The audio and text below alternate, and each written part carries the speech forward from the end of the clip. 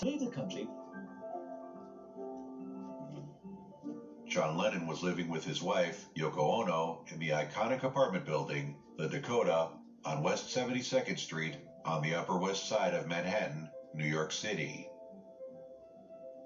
After a long recording session, the couple were making their way home. It was December 8th, 1980. And then the fateful moment came. John Lennon pulls up outside his apartment in a limousine. They parked the limousine on the curb right outside the Dakota. There was a driveway into which they might have gone, but on this occasion did not. 10 p.m. Lennon steps out of his limousine, holding his wife's hand. Oblivious, he takes what are about to be his final steps. A voice calls out to him, "Mr. Lennon."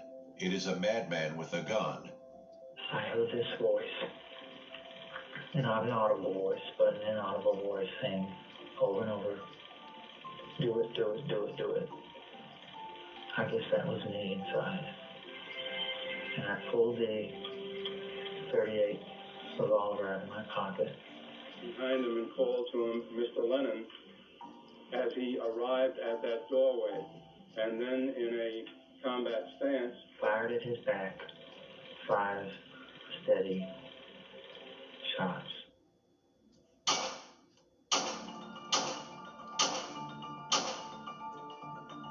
One after another, the shots ring out. 4 of them strike John Lennon in the back.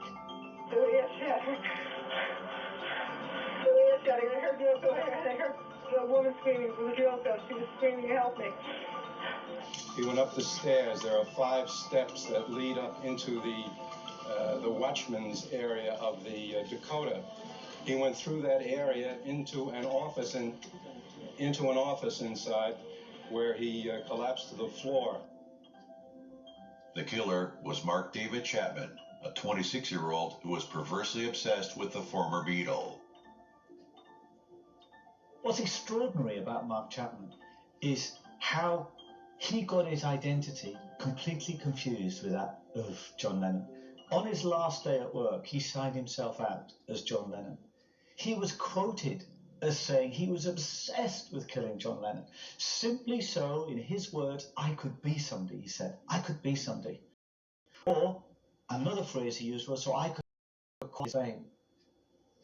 And there's a chilling photograph of John Lennon signing an autograph from Mark Chapman just a few hours before his death. And Chapman later said, even prayed maybe for somebody to stop him from killing John Lennon, but he couldn't stop. John Lennon fell into a very deep hole, a hole that was so deep inside of me that I thought by killing him, I would acquire his fame. He had also fantasized, before killing John Lennon, he'd fantasized of detonating a nuclear bomb, of killing thousands, millions of people. And what is chilling is Eric Harris, who was one of the Columbine killers, the Columbine school killers. He also fantasized. He said, the human race isn't worth preserving, he said. It's got to go. We've got to get rid of it all. And these fantasies of destroying everything so that these people who live in what can only be described as a psychological pit of inadequacy and emotional dysfunction and sociopathic behaviors can only find meaning through killing, through fantasies of killing, and through then taking those fantasies into reality. It's now 14 hours since John Lennon was shot here at the entrance to the Dakota building on West 72nd Street in the center of New York. And in those 14 hours, there's been a crowd here standing in more or less silent vigil, and the flowers have been piling up at the gate. John Lennon's legacy will forever be remembered.